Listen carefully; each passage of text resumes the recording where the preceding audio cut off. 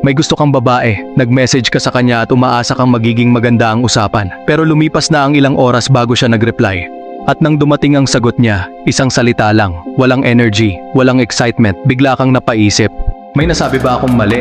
Nawawalan na ba siya ng interes? Dapat ba akong mag-chat ulit? Kaya ginagawa mo ang ginagawa ng karamihan sa lalaki. Nagpapadala ka ng isa pang mensahe. Sinusubukan mong buhayin ulit ang usapan. Dinadagdagan mo ang effort. Pero imbes na gumanda ang sitwasyon, parang lalo siyang lumalayo. At hindi dahil masama kang tao. Hindi dahil hindi ka guwapo, kundi dahil may isang pagkakamali kang nagagawa na agad nakakabawas ng attraction. Ngayon isipin mo naman ang kabaligtaran. Siya ang unang nagte-text, siya ang naghahanap sa'yo, siya ang gumagawa ng paraan para magpatuloy ang usapan. Hindi dahil niloko mo siya, hindi dahil may kabisado kang mga banat, may isang bagay lang na nagbago sa paraan ng pagpapakita mo ng sarili mo. Karamihan sa lalaki ay abala sa paghahanap ng tamang sasabihin. Pero ang totoo, bihirang mabuo ang attraction dahil lang sa mga salita. Mas madalas itong nabubuo sa halaga na ipinapakita mo bilang tao. At ang nakakagulat, maraming lalaki ang hindi sinasadyang sinisira ang sariling halaga habang pilit nila itong pinapataas. Pagkatapos ng maraming taon ng pagmamasid sa mga relasyon at pag-aaral ng ugali ng tao, may isang bagay akong napansin. Ang mga lalaking pinaka-naaalala ng babae ay hindi palaging pinakamayaman o pinakaguwapo, pero lahat sila ay may iisang katangian. At kapag naintindihan mo ito, magbabago ang paraan ng pagtingin mo sa attraction. Dahil kadalasan, hindi hinahabol ng babae ang lalaking pinakamalakas ang paghanga sa kanya. Hinahabol niya ang lalaking may pinakamataas na pagpapahalaga sa sarili.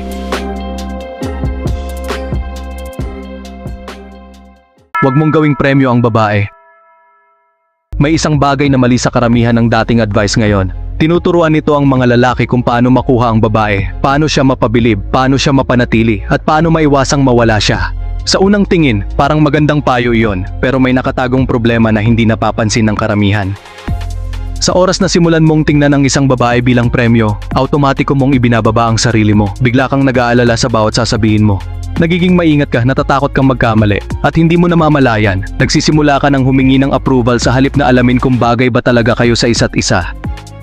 Ngayon ikumpara mo iyon sa isang lalaking interesado pero hindi desperado. Gusto niya ang babae, pero hindi nakasalalay sa validation nito ang halaga niya bilang tao. Habang sinusuri siya ng babae, sinusuri rin niya ito. Hindi siya naghahanap ng approval, naghahanap siya ng compatibility. Parang isang job interview lang yan. Kapag desperado kang makuha ang trabaho, kabado ka at gagawin mo ang lahat para matanggap. Pero kapag marami kang pagpipilian, mas kalmado ka at mas kumpiyansa. Ganito rin gumagana ang attraction. Mas nagiging kaakit-akit ang isang tao kapag hindi siya nanggagaling sa kakulangan kundi sa kumpiyansa sa sarili. Hindi ito tungkol sa pagiging mayabang o pagpapanggap na wala kang pakialam. Ang tunay na kumpiyansa ay hindi kailangang magpatunay ng sarili nito. Alam lang nito ang sariling halaga. At kapag tumigil kang gawing premyo ang babae at nagsimula kang pahalagahan ang sarili mo, doon nagsisimulang magbago ang lahat. Pinapahalagahan ng tao ang may halaga.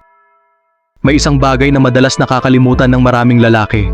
Pinapahalagahan ng tao ang mga bagay na may halaga. Isipin mo ang dalawang relo. Pareho silang nagsasabi ng oras. Pero kung ang isa ay mamahaling relo at ang isa naman ay mumurahing plastic na relo, magkaiba agad ang tingin mo sa kanila. Hindi dahil sa gamit nila, kundi dahil sa halaga na nakikita mo. Ganito ring gumagana ang attraction. Maraming lalaki ang hindi namamalayang binabawasan ang sarili nilang halaga. Lagi silang available. Laging handang sumagot agad. Laging oo sa lahat ng bagay. Akala nila ay pinapakita nila ang pagiging maalaga. Pero minsan, ibang mensahe ang natatanggap ng kabilang tao. Parang sinasabi nila na wala nang mas mahalagang nangyayari sa buhay nila. Ang totoo, hindi nagiging interesado ang isang babae dahil available ka bawat segundo. Mas nagiging interesado siya kapag nakikita niyang may direksyon ang buhay mo. May mga pangarap kang inaasikaso. May mga bagay kang pinagtutuunan ng oras. At hindi umiikot ang buong mundo mo sa pagkuha ng atensyon niya. Isipin mo ang paborito mong pelikula. Kung ibibigay agad ang lahat ng sagot sa unang 5 minuto, malamang mawawalan ka ng interes. Kaya nga gumagana ang mga misteryo at cliffhanger. Gustong malaman ng utak natin kung ano ang susunod. At sa maraming pagkakataon, ganun din nabubuo ang atraksyon. Unti-unting nadidiskubre ang isang tao sa paglipas ng panahon. Simple lang ang aral dito, mahalaga ang oras mo, mahalaga ang atensyon mo, mahalaga ang enerhiya mo. At kapag tinrato mo ang mga bagay na iyon na parang may halaga, mas malaki rin ang posibilidad na ganun katratuhin ng ibang tao. Dahil kadalasan, nakikita ng mundo ang halaga mo batay sa paraan ng pagpapahalaga mo sa sarili mong buhay. Maging emotionally stable. Pag-usapan naman natin ang isang bagay na bihirang sabihin ng direkta ng mga babae pero mabilis nilang napapansin. Ang emotional stability. Maraming lalaki ang nag-aakala na nawawala ang attraction kapag nagpapakita sila ng emosyon. Pero hindi iyon ang tunay na problema. Ang problema ay kapag hinahayaan mong kontrolin ng emosyon ang kilos at mga desisyon mo. Halimbawa, hindi agad nag-reply ang isang babae, bigla kang nag-overthink, nawala ang focus mo sa buong araw. Nagpadala ka ng sunod-sunod na mensahe para lang makasigurong hindi siya galit. Sa isang simpleng sitwasyon, naging nakadepende agad ang emosyon mo sa reaksyon ng ibang tao, at iyon ang bagay na mabilis mapansin ng karamihan. Ngayon ikumpara mo yon sa isang lalaking kalmado. Kapag abala ang babae at hindi agad nakasagot, hindi siya nagpapanik, hindi siya gumagawa ng kwento sa isip niya, hindi dahil wala siyang pakialam, kundi dahil may sarili siyang buhay na pinagkakaabalahan. Alam niya na hindi niya kailangang kontrolin ang bawat sitwasyon para manatiling panatag. Ito ang dahilan kung bakit madalas sabihin ng mga babae na komportable o ligtas silang kasama ang isang lalaki. Hindi dahil siya ang pinakamalakas o pinakamayaman, kundi dahil nananatili siyang kalmado kahit may mga bagay na hindi niya kontrolado. At sa psychology, ang ganitong uri ng emotional stability ay lumilikha ng tiwala. Sa huli, ang tunay na kumpiyansa ay hindi nasusukat kapag maayos ang lahat. Nasusukat ito kapag hindi mo alam ang mangyayari pero nananatili ka pa rin kalmado. At dahil bihira itong makita ngayon, ito rin ang isa sa mga katangiang pinaka-naaalala at pinaka-nirerespeto ng mga tao. Tigilan ng sobrang pagpapaliwanag. May isa pang ugali na hindi namamalayang sumisira sa atraksyon ng maraming lalaki, ang sobrang pagpapaliwanag. Bawat desisyon ay may mahabang dahilan, bawat opinyon ay kailangang ipagtanggol, at bawat pagtanggi ay kailangang samahan ng napakaraming paliwanag. Akala nila nakakatulong ito para mas maintindihan sila ng ibang tao, pero kadalasan, kabaligtaran ang nangyayari. Halimbawa, hindi ka makakasama sa isang lakad, ang simpleng sagot ay, hindi ako makakapunta mamaya, may aasikasuhin ako, direkta, malinaw. Pero maraming lalaki ang hindi humihinto roon.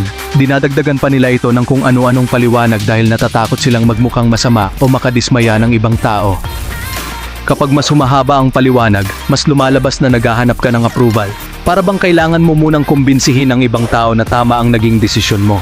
At sa likod ng napakaraming salita, may isang mensaheng hindi mo sinasadyang ipinapakita. Takot kang hindi ka nila magustuhan. Ang mga taong may kumpiyansa sa sarili ay hindi kailangang ipagtanggol palagi ang bawat kilos nila. Kapag sinabi nilang hindi, sapat na ang hindi. Kapag may desisyon silang ginawa, hindi nila kailangang humingi ng permiso para respetuhin ito. Hindi dahil mayabang sila, kundi dahil komportable sila sa sarili nilang mga desisyon. Tandaan mo ito, hindi dami ng salita ang nagpapakita ng kumpiyansa. Madalas, mas malakas ang dating ng isang malinaw at simpleng pahayag kaysa sa mahabang paliwanag. Dahil ang tunay na confidence ay hindi abala sa paghingi ng approval. Abala ito sa pamumuhay ayon sa sariling halaga at paninindigan. Ang ugaling hindi niya makakalimutan. Ngayon dumako tayo sa pinakamahalagang bahagi ng video, ang ugaling hindi madaling makalimutan ng isang babae.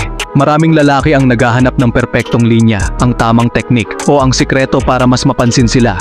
Pero kadalasan, mas simple ang sagot kaysa sa inaakala nila. Tratuhin mo siya ng may respeto nang hindi may hinihintay na kapalit. Mukhang simple pakinggan niyon pero kakaunti lang ang tunay na gumagawa nito. Maraming tao ang mabait dahil may gusto silang makuha. Nagbibigay sila ng atensyon para makatanggap din ng atensyon. Nagpapakita sila ng kabutihan para makakuha ng validation. At mas mabilis itong napapansin ng mga babae kaysa sa iniisip ng karamihan. Napapansin nila kung ang kabaitan ay totoo o may nakatagong kondisyon. Napapansin nila kung ang pag-aalaga ay kusang loob o paraan lang para makakuha ng kapalit. At dito nagkakaroon ng malaking pagkakaiba ang mga lalaking tunay na naaalala. Hindi sila mabait dahil may hinihintay silang gantimpala. Mabait sila dahil iyon ang uri ng taong pinili nilang maging. Pag-isipan mo ito, maaaring makalimutan ng isang babae ang mga eksaktong salitang sinabi mo. Maaaring makalimutan niya ang mga biro o kahit ang ilang pag-uusap ninyo, pero madalas niyang maaalala kung ano ang naramdaman niya kapag kasama ka. Dahil sa huli, mas tumatatak sa isip ng tao ang emosyon kaysa sa mga detalye. At yan ang sikreto na maraming tao ang matagal na hinahanap. Habang mas humihinto kang gawing sentro ng mundo mo ang isang babae, mas nagiging natural ang attraction. Kapag marunong kang rumespeto sa iba nang hindi nawawala ang respeto mo sa sarili, nagiging iba ang dating mo. At iyon ang uri ng lalaking hindi basta nakakalimutan.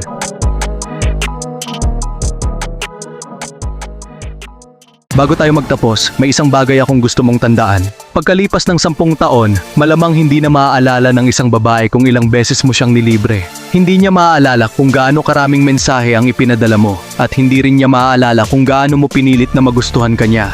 Pero maaalala niya kung gaano niya kagustong makasama ang isang lalaking may respeto sa sarili. Maaalala niya ang lalaking hindi nagmakaawa para sa atensyon, ang lalaking marunong lumayo sa mga sitwasyong hindi siya pinapahalagahan. Ang lalaking marunong magmahal nang hindi nawawala ang sarili niya sa proseso. Dahil ang tunay na layunin ay hindi ang habulin ang paghanga ng ibang tao. Ang layunin ay maging isang lalaking alam ang sariling halaga kahit walang nagbibigay ng approval. At kapag naging ganong klase kang lalaki, may kakaibang nangyayari. Mas nirerespeto ka ng mga tao, mas pinapahalagahan nila ang presensya mo. At mas nagiging natural ang attraction. Hindi dahil may espesyal kang teknik, hindi dahil may sikreto kang alam, kundi dahil bihira na ang mga taong may tahimik na kumpiyansa at matibay na pagkatao. Tandaan mo ito, sa sandaling tumigil kang gawing sukatan ng halaga mo ang atensyon ng babae, doon ka nagsisimulang maging mas mahalaga. Dahil ang tunay na confidence ay hindi nanggagaling sa pagpapatunay ng ibang tao, nanggagaling ito sa pagkilala mo sa sarili mong halaga. At iyan ang katangiang hindi madaling palitan at hindi madaling kalimutan. Kung may natutunan ka sa video na ito, siguraduhin i-like mo ang video at mag-subscribe sa channel. At bago ka umalis, gusto kong malaman ang sagot mo sa isang tanong. Ano ang isang bagay na ginawa mo noon para magustuhan ka ng isang babae na hindi mo na kailanman gagawin ngayon? I-share mo ang sagot mo sa comments. Maraming salamat sa panonood at magkita tayo sa susunod na video.